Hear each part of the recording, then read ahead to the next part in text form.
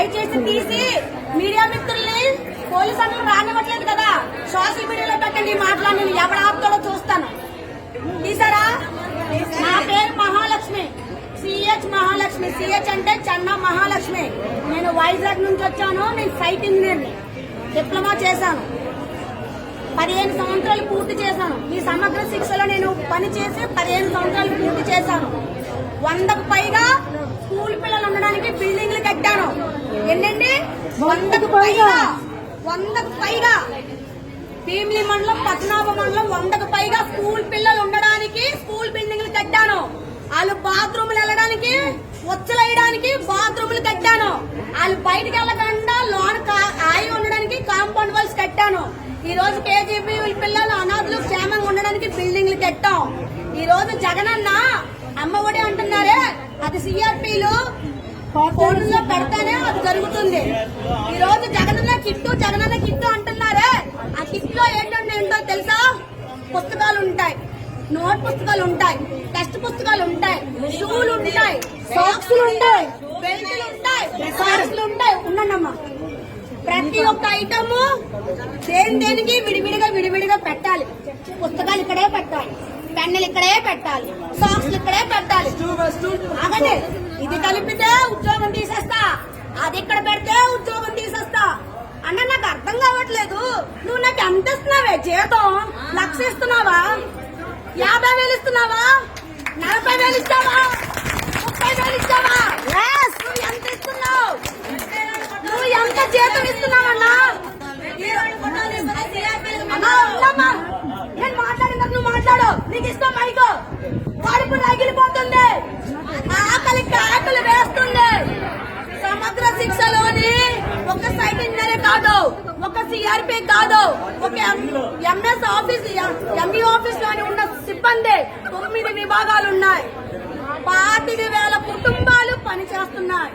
అన్నా నువ్వు నాడు నేడు గొప్పగా చెప్పుకుంటున్నావు, అమ్మ ఒడిస్తున్నానని గొప్పగా చెప్పుకుంటున్నావు. జగనన్న గోరుముద్ద అంటున్నావు, చక్కీ అంటున్నావు, గుడ్డు అంటున్నావు, గాడి గుడ్డు అన్నావు. ఇవన్నీ ఎవరు చేస్తున్నారు? నువ్వు లక్షల జీతాలు టీచర్లు చేస్తున్నారా? మేం చేస్తున్నావు, కాంట్రాక్ట్ ఎంప్లాయీలు చేస్తున్నావు. మా శ్రమను దోచుకుంటున్నావు. అలా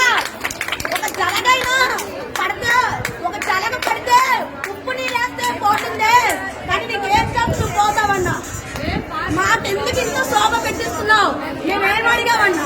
1,00,000 రూపాయలు జీతం అడిగామా అన్నా? మేము 1,00,000 జీతం అడిగామా?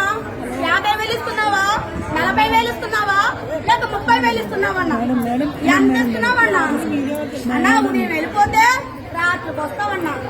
ఉదయం వెళ్ళిపోతే రాత్రికి వస్తాం. డ్యూటీకి వెళ్ళాము అంటే అమ్మవే వాట్సాప్ లో ఎక్కడ ఉన్నావు అంటాం. పెట్రోల్ కి డబ్బులు ఏమైనా ఇస్తున్నావన్నా? 2 మండలాలు తిరుగుతున్నాం, రోజు తిరుగుతాం. పెట్రోల్ డబ్బులు ఇస్తున్నావా? మా పిల్లలకి పోని జగనన్న అన్నావు, మా పిల్లలకి మేనమామ అన్నావు. నువ్వు అమ్మఒడి ఇచ్చావా? నాకు ఇల్లు ఇచ్చావా? రేషన్ కార్డు ఇచ్చావా? ఆరోగ్యశ్రీ ఇచ్చావా? ఏమి ఇచ్చావన్నా?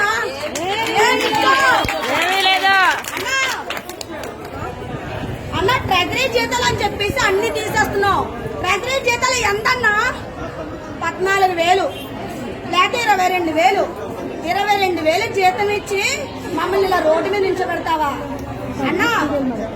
నేను విజయవాడ రావడానికి నా దరిద్రం ఉల్లిపాయలు కొంటున్నాను బాబోయ్. పోలీస్ అక్క నన్ను వదలండి, ఉల్లిపాయలు కొనడానికి వచ్చాను బాబోయ్. రావాల్సి వచ్చిందన్నా. అన్నా గాంధీజీ స్థాపించిన రాజ్యంలో ఉన్నామా? ఇందిరామ్మ ఉన్న రాజ్యంలో ఉన్నామా? ఏ రాజ్యంలో ఉన్నామన్నా? నాకు అర్థం కావట్లేదన్నా. అన్నా నాకు ఎక్కడ అర్థం కావట్లేదన్నా. కానీ ఒకటి జగనన్న, మాట ముందు అన్నా అంటున్నాను, మాట వెనక అన్నా అంటున్నాను. నేను ఎంత ఫ్యాన్ ఒకసారి ఆలోచించు. నేనే ఓటైన అంటున్నానంటే టీడీపీ వాళ్ళు ఇంకేం ఓటేస్తారన్నా? నీకు ఎవరు ఓటేస్తారన్నా? ఇంతమంది ఆడోళ్ళు ఏడుస్తున్నారే. 16 రోజుల నుంచి సమ్మె చేస్తున్నామే, జీతాలు లేవు, క్రిస్మస్ చేసుకోలేదు, న్యూ ఇయర్ చేసుకోలేదు. అక్క చెల్లెలు మేనమామ, మా పిల్లలకి మేనమామ అంటావు. నువ్వెక్కడ మాట్లాడావా? పులివెందులు వెళ్ళి కేక్ కట్ చేసావు, మీ నాన్నగారు సమాజ్ దగ్గర మా ఆకలి ఎవరు తీరుస్తారన్నా? మాకు అన్నం ఎవరు పెడతారు? 4 నెలల జీతాలు లేవే. మా ఆకలికి ఆకలి వినిపించట్లేదా? మా ఆవేదన నీకు అర్థం కావట్లేదా? నా రోదన నీకు అర్థం కావట్లేదా? ఇది ఎక్కడ అన్యాయం? ప్రతి మాట మీడియా మిత్రులకి లోనికి రావనివ్వట్లేదు. ఓకే, ఎస్పీడీ ఆఫీస్ కి వెళ్ళనివ్వట్లేదు పాకిస్తాన్ వాళ్ళని కాబట్టి. పాకిస్తానీ ఆంధ్ర బోర్డర్లని దద్దరిల్లిపోవాలి. ప్రతి మాట పంపించండి, ప్రతి మాట ప్రతి వాక్యం పంపించండి అన్న. బైబిల్లో ఒక మాట ఉంటదన్నా, కత్తి పట్టుకున్నవాడు కత్తితోనే, ఖడ్గం పట్టుకున్నవాడు ఖడ్గంతోనే పోతాడు. నువ్వు ఏ వాగ్దానం మీద ఇచ్చావో ఆ వాగ్దానం నెరవేర్చకపోతే అదే వాగ్దానంతో నువ్వు బయటకు వెళ్తావన్నా. నువ్వు కూడా బయటకు వెళ్తావు. జై హింద్. సమగ్ర శిక్ష ఉద్యోగస్తులు, ఉద్యోగస్తులు